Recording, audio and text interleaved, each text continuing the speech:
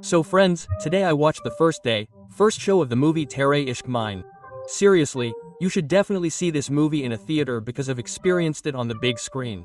With such emotion and thrill, this movie has been written and the characters have been portrayed. And for those who can't go to the theater right now, here's an explanation. So let's begin with the explanation of the movie Tere, Ishq mine. At the beginning of the movie, we are shown Leh, Ladakh. In the present day, we see a fighter plane flying over the international border. Its superiors try to stop it, but it refuses to listen. This plane is about to enter our area because they sense a threat, as China is getting very close to the international border and they are planning something big. So, in this scene, we see Shankar, played by Dhanush, sitting there, directly warning the Chinese plane. The Chinese planes are also telling him that if he doesn't leave, they'll attack him immediately, and you don't have rules about flying over the international border like this. Yet, we see Shankar ready his trigger, and whenever he threatens to pull it, the Chinese retreat. Because of this, he receives a severe rebuke upon returning to base. Then, we see General Shekhawat scold him, asking, "What are you doing? There's a war brewing in our country right now. You want this attitude of yours to start a war here, and we're surrounded by the enemy from all sides. Something needs to be done about your anger management." Quote, he then replies, "Sir, my gut feeling told me the Chinese were doing something there. That's why I went there." Quote, then, we see an inquiry being conducted. After such an inquiry, only if the best psychologist approves that he has mastered his anger management can he fly again. Because of this, orders come directly from headquarters and go to the ministry, which oversees such departments. Then we see Mukti, sitting in the bathroom, consuming alcohol and drugs, and she's also pregnant. She calls her husband, Jassi, who is currently in the IAS, Vikrant. He, too, is currently in a war situation. He couldn't come. Mukti yells at him, saying, "I'm also in a war situation." Just then, we see a door knock, and Shankar's file arrives, which she was supposed to approve and monitor closely. Upon seeing Shankar's file, she drops it and starts crying, as if some old trauma has been triggered. We then see Mukti abandon all her work. She was very ill. Then we see her father tell her, "I've found Shankar, Papa. I'm going to him." Quote. Her father is on bed rest, and Mukti, in that state, abandons everything and takes the car to Ladakh. She is then summoned to the camp where the higher officers are present, and they ask Lieutenant Shankar to monitor them. When Shankar is called, Shankar is in the back, Mukti is sitting in the front. When they are introduced, Mukti's eyes well up with tears. When she looks at Shankar, her breathing is labored. Shankar, too, begins to cry, but his eyes are filled with tears, with no movement in his body. He simply tells his officer, "Sir, I feel like vomiting. I have to go outside." Quote, as soon as he goes outside, he slams into a wall, as if everything in his past is triggered. We are then taken into a flashback. 7 years ago, we are shown Delhi Law College, where we see Shankar beating a boy with a belt because he ran against him in the elections. In reality, Shankar has become the president of Dusu. He had to win this time too, and there was no way anyone could stand against him. He's the most violent guy. Elsewhere, we see Mukti, who is submitting her thesis paper in a session. She wants to become a doctor, a psychologist. She's talking about how anger can be cured. Some meditation, some pranayama. There are some methods. With this method, we can even cure anger. We can bring even the oldest of men to zero anger. And on top of that, with that confidence, that guy sneaks in, Shankar, and starts beating him right there. He even abuses the teacher. Then the teacher says, "Mukti, did you see what happened to your CC paper? These people only have the judicial system. No thesis paper will be of any use to them. You can take up another paper that's practical, and we'll approve it, and you can become a doctor, because you can't do this thesis paper." Quote, but Mukti had worked very hard on this thesis paper. She had written a 250-page paper, but she wanted it approved. It was as if she had taken it as a challenge, saying, "I will make this boy have zero anger, no matter what it takes, and I will not leave until I get the thesis approved." Quote, and then he entered, full of confidence. He was about to slap him in anger, but Shankar grabbed his hand and said, "If you weren't handsome, I wouldn't have slapped you." Shankar took the slap himself, saying, "Now I'm irregular at the police station. Don't worry about it, I'll definitely meet you." Quote, Shankar's mother was killed in childhood. Only his father lives with him, and his best friend, Badri, lives with him. Both are currently in jail. Then we see Shankar's father arrive at the jail. First, he scolds him in front of the police. Then he says, "Don't file an FIR against the child, it will ruin his future." Shankar's father works as a note clerk in the court area. He earns only a third of a month. Shankar says, "I don't need your favors. I haven't done anything wrong." Quote, then we see Mukti come to the police station and get Shankar released. She then makes a proposal to Shankar outside. My teachers said that the thesis paper won't be filed because my research is lacking. Only the police can handle people like you. But I believe you're not a dirty drain insect. It's not me, it's my teachers who are telling me this. I will flush out the anger from within you and help you manage it. Quote, then Shankar asks, so when are we getting married? He says, why would we get married? Then Shankar starts, I'll listen to you, I'll tame my anger. I'll become a complete goodbye boy, a chocolate boy. For what reason? For whom? What do you matter to me? Quote, after hearing this, the girl seems to realize how much trouble she's getting into. She quietly takes the proposal and leaves, but Shankar is still trying to woo her. The next day, we see Mukti at college, meeting a girl named Jassi, who isn't a news reporter at the college. He's a professor who's come to the college on a part-time basis because he doesn't want to waste his year. He'll move to the US and have a bright future. He talks with Mukti, and the two exchange pleasantries. Then we see Shankar and his gang bursting into fireworks on the phone again, disturbing people. Mukti goes to try and calm him down, but comes back after realizing it. Then, she sees the teacher and remembers her thesis paper, and then she tries to convince Shankar that she'll let him go, either way. Then, he approaches Shankar and says, let's make a deal. I'll be your girlfriend as a professional, and you can keep loving. But I want to tell you up front. Don't expect anything from me, that I don't love you.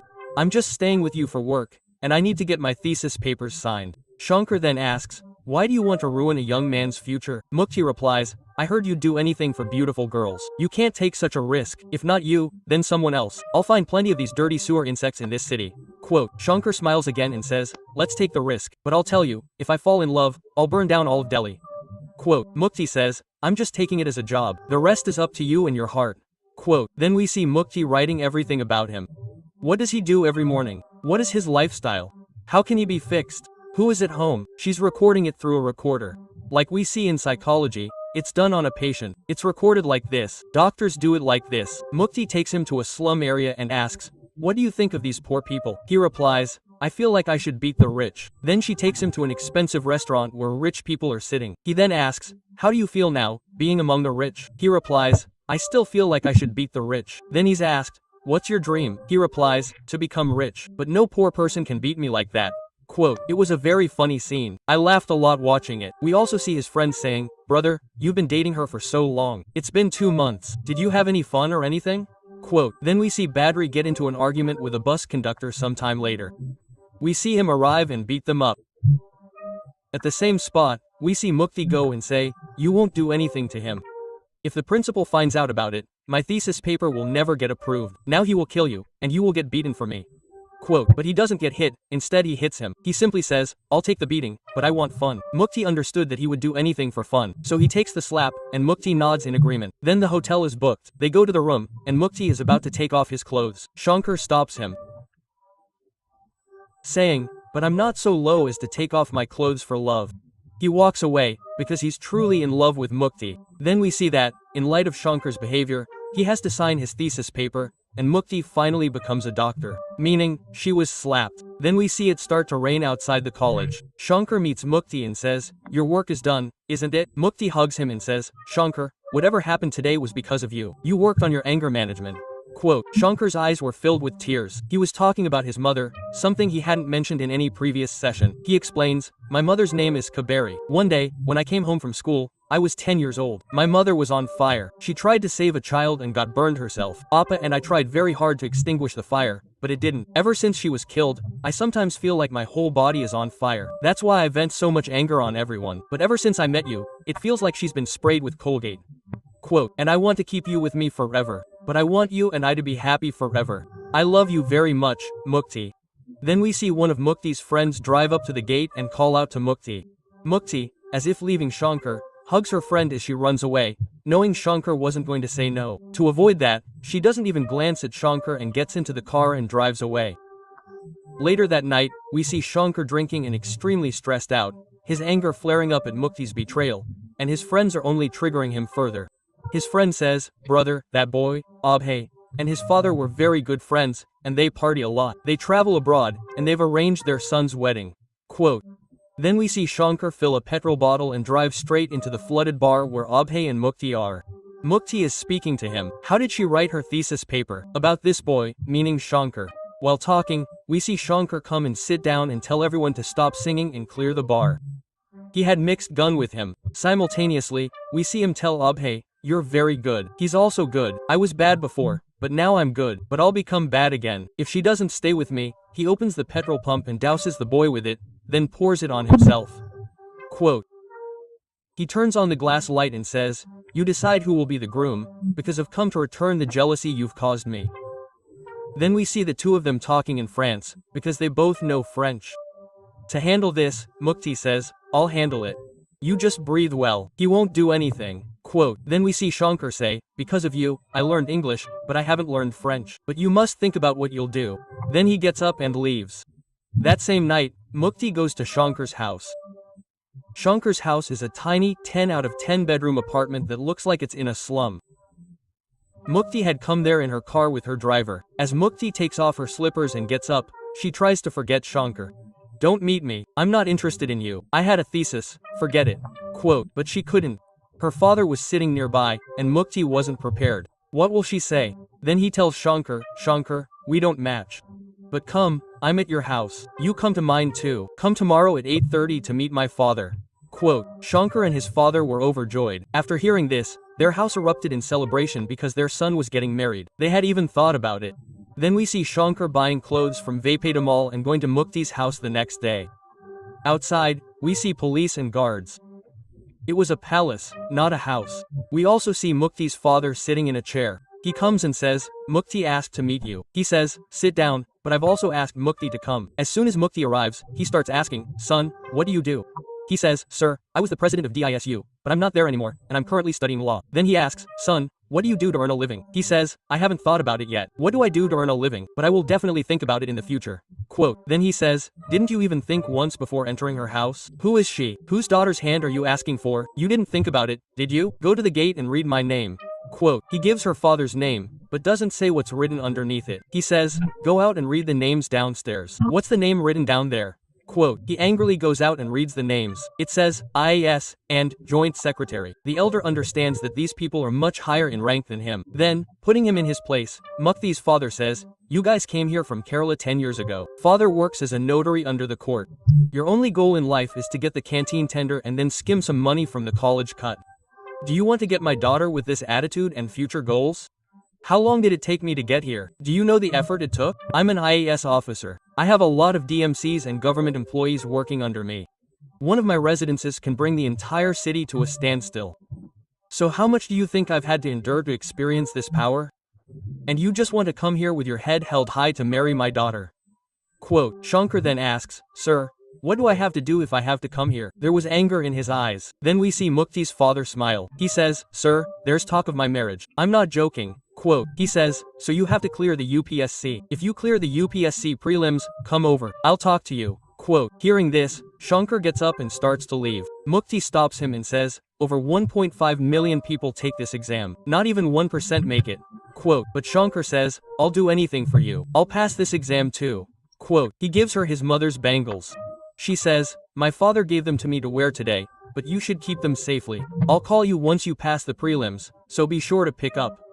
Quote, Shankar's journey begins. His father, after hearing this, declares, "Son, you won't be able to clear it." But Shankar remains steadfast, driven by love. He also went to numerous coaching centers and studied independently. The boy he had beaten was brilliant in the college elections. Then, he began preparing for the PPSC with him. And surprisingly, after 3 attempts and 3 years of wasted study, he passed the prelims in his final year. And to tell her this, she first went to Mukti's house. She called her. But Mukti was in a different mood. 3 years later, she had returned from the USA after completing her doctorate and now had a job in the Defense Ministry, where she would be taking care of the Air Force. Along with making this announcement, she also announced her boyfriend, or life partner, at a get-together. None other than Jassi, the same college professor. When they both went to the US to study together, they bonded and fell in love. And today, as she was making that announcement, she saw Shankar call her phone. She hangs up, but Shankar is standing in front of her. Seeing Shankar, she's shocked, wondering why he's returned, and when Shankar starts moving toward her, we see Mukti's father escort him out by some men. Shankar then goes straight to his house, locks his father and friend in a room, takes some flammable material, and goes to Mukti's house, setting fire to everything, one by one. He asks Mukti, "Why didn't you answer my call?" Mukti runs in and sees that he's already passed the UPSC exam, and she's shocked. Mukti then comes back, somehow manages to take him to the rooftop, and tells him, Get out of here quickly, or people will catch you, and your bright future will be ruined. But Shankar says, why didn't you wait? Why didn't you answer my call? Don't you love me at all? Quote, Mukti flatly refuses. Shankar says, you're getting jealous again, man. The same burning sensation I felt after my mother's death, my body was burning. I'm feeling the same today. I feel like killing you, killing myself, or both of us jumping off the roof. Mukti says, don't ruin your bright future. If you want, you can kill me. Quote, a short while later, the police arrive and take him away. Mukti tells him to run away, but he doesn't. Then, the next day, Shankar's father comes to Mukti's father and begs for forgiveness. Mukti's father humiliates him, saying, if it were someone else, they would have killed your son, and I am so powerful. This is the only class divide between you and me. I didn't file an FIR against him because I too am a father. Pick up your son from the hospital. Quote, elsewhere, we see Mukti giving an explanation to Jassi, saying, I never imagined he would go this far. I had told father, Papa, give him a task so he fails and forgets me. If he achieves something, even passes, his career will be set. Quote, but his obsession would reach such extremes. I never imagined. As soon as he tells him, everything was in your mind. You thought well of him. He never said, I want to achieve something in my career. I want to achieve this. You should talk to him. He says, he's carrying gasoline everywhere. Is there anything worth talking to him about? He'll even burn himself to death. I've heard that if such boys see their girlfriends in wedding attire, their entire illusion is shattered. We should get married soon. Quote, elsewhere, we see Shankar's father leading Shankar out of the police station.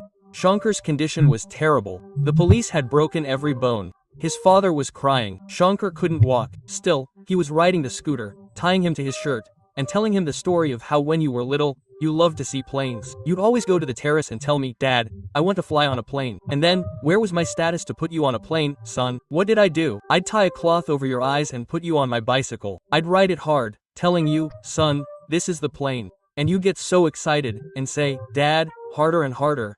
And I'd ride it until the chain came off, son. And as he said this, he started riding the scooter faster. He was crying, son, it's always been my dream to fly a plane.